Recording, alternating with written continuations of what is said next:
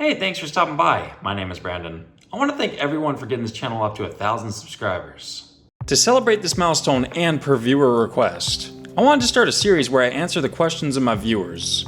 Leave a comment that starts with a burning question, followed by the question you want to ask for the chance to be in the next episode. Without further delay, let's get into our first batch of questions. Ejector Productions. What is your favorite coaster? My favorite coaster is without a doubt X2. It is probably the craziest thing I've ever gone on in my life. The first drop was just absolutely unhinged, and then the rest of the ride, it's crazy because everybody says it's the most intense thing ever. I felt like I was sort of dancing floating in midair, which sounds bizarre, but it was just an amazing experience, and I wish something like it was closer to home. I get why the fourth dimension coaster didn't catch on, but it's a real shame. Floater Forces. If X2 gets removed, what do you think will replace it? Man, you're really just gonna come here and hit me with that, huh? I don't want X2 to get removed. I don't want to think about it, but I'll entertain the question. If X2 were to get removed, the park would need to get something very unique and very dynamic, much like X2 itself. The only model that really comes to mind that could work would be an S&S Axis coaster. We've yet to see this open and reception to it, but hopefully it's just as good as it looks in the concepts, and if they could build it on a hyper scale, it could be a worthy successor. I don't know if anything will ever be as good as the fourth dimension coasters, but this could be very unique and very fitting. David B. Can you recommend rides for older people at Busch Gardens, please? Busch Gardens is an excellent park for the whole family, but I gotta admit, the ride lineup is not the best for older people. Serengeti Express is the clear favorite here, as it offers great views of the animals, great views of the Serengeti. It's nice and relaxing, there's nice narration, you can take a nice nap. It's pleasant for older people. When it comes to roller coasters, I think I'd recommend Phoenix Rising, as that one's very tame. And if you can manage that, I'd give Sheikah a try, because it's actually pretty smooth and calm, as big as it is. And then Cheetah Hunt, that's also worth a shot, because it's really not that intense. So I think all those rides would be worthwhile. Liam Nannis. Will Enchanted Park's RMC boss?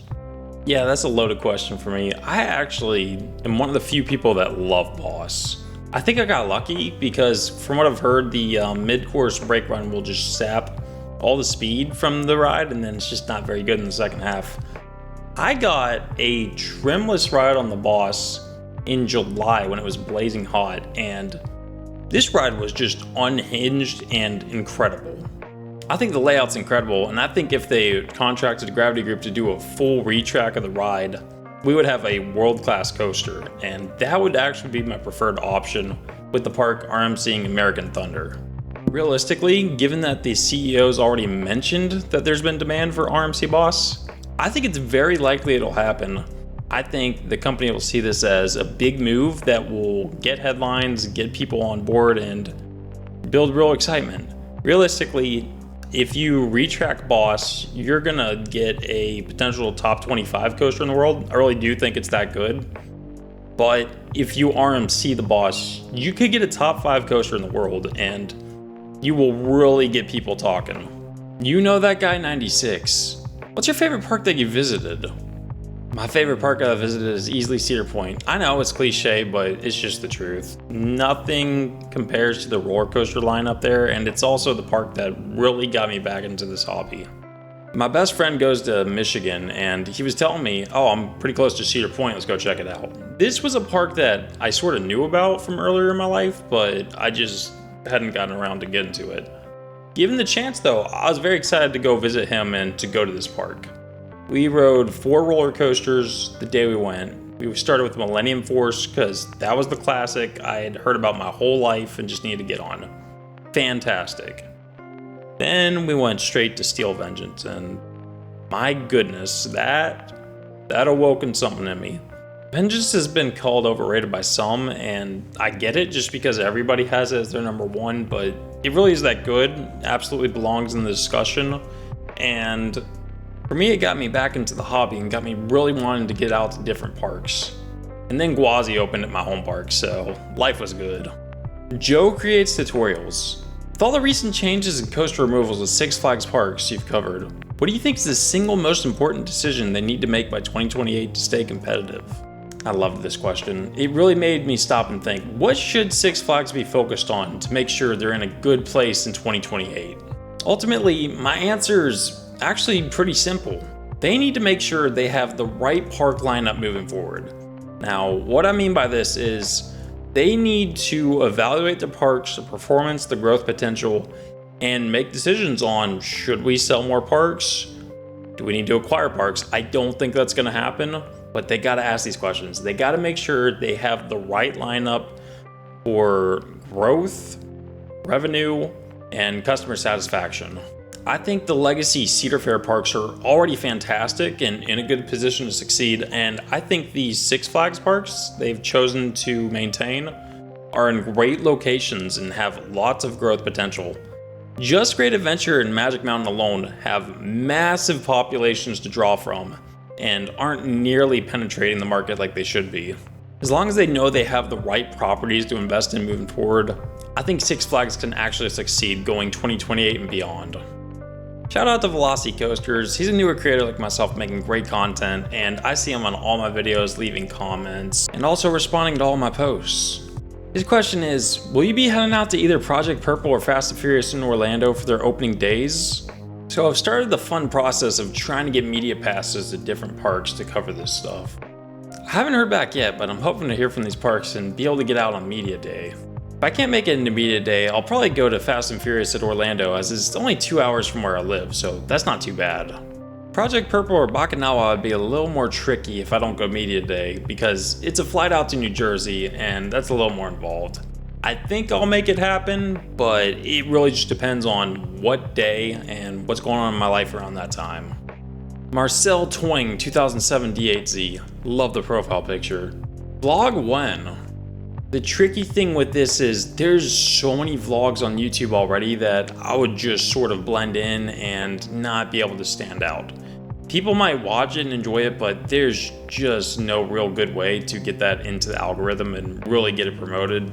So I don't really foresee myself making that, at least on this channel. I've been toying with the idea of putting stuff like vlogs and maybe podcasts, ride footage, it's just different things on a separate channel. So if any of that's something you guys would want to see, let me know. All that to say, I'm probably not going to have vlogs on the main channel, at least not in the traditional sense. These next two questions are kind of similar, so I'm going to knock them out together. Pre0115 asks, favorite coaster memory? The Beanie Boo Guy Vlogs asks, what's the best ride experience you have been on ever? Love the Duncan profile picture. He was great in Total Drama Island. Anyways, favorite coaster memory. So the first time I went on Air Force One, it was freaking pouring rain and we did not think we were gonna get on this ride. When I say we, it was my wife and I. We took the trip out to Atlanta and we were stoked to get on this ride. We waited, I kid you not, an hour for the rain to clear up and it slowed down a bit, but it wasn't done. But right opposite Atlanta, super cool. They got us on and the rain started picking up as we went on the lift hill and we are darting around in pretty dark conditions at night in the rain. We're getting pelted in our face, and Air Force One, if you've ever been on it, it's intense, it's whippy. It was like needles in the face while your legs and thighs are getting destroyed by the final bunny hops at the end. Just incredible. The ride's just, it's already amazing during the day. That at night with the rain amplifying it, can't really beat it. And it's even better that I got to share that experience with my wife. As for best ride experience I've ever been on, I gotta say it's gotta be the first time I rode King to Ka in the front. That experience of getting launched out to 128 miles per hour in one crazy rip of the cord is just unmatched. If you've seen the POVs of people's faces getting melted off, it's just crazy. Like, you are pulling so much force and going so fast and all that wind's in your face. There was a bunch of bugs swarming in front of us. We saw it right before we took off, and my face, my wife's shirt, it's just bug bodies everywhere, and the airtime on the top, the wind rushing past your hair. It's a hard experience to really surpass, and King to Ka is greatly missed. Long live the king. It's not a coincidence that my wife was present for both of my top moments. Going to these places with somebody you love just truly makes things so much better. I've been talking about doing YouTube for a while, and she's really the one that pushed me and encouraged me to do it and told me she really thought I had what it takes, so I just appreciate her so much. She also helps me with some ideas on this stuff, and she's just been fantastic. Big shout out to Sebastian too. He's on every video. He's leaving all the comments. He's in the community tab. He's leaving more comments there. He's on every post. He's leaving comments. He's the top commenter on the channel. He's greatly appreciated. His question is if I would ever do a video on Theme Park Tycoon, which is a game on Roblox. Similar to the vlogs, this isn't something that would end up on my main channel, as I want to keep the main channel pretty consistent with edited videos and something like these burning question videos. But something that varies a good bit, like a video on a video game such as Roblox, I don't think it would fit on the channel. But I'm not opposed to doing something like that on a second channel if that's something somebody would want to see. I don't have much experience with Roblox, but I know that game on Roblox, Roller Coaster Tycoon, and Planet Coaster are all very popular with people in this community. And it's not something I'm completely opposed to. I wouldn't mind giving the games a shot and maybe making content if I think it's something I can make entertaining. If you've made it all the way through, I'd like to thank you again and ask that you leave a like. If not yet subscribed, I'd like to ask that you consider becoming a subscriber. Let me know what your burning question that you would like answered is. I look forward to seeing you on the next one.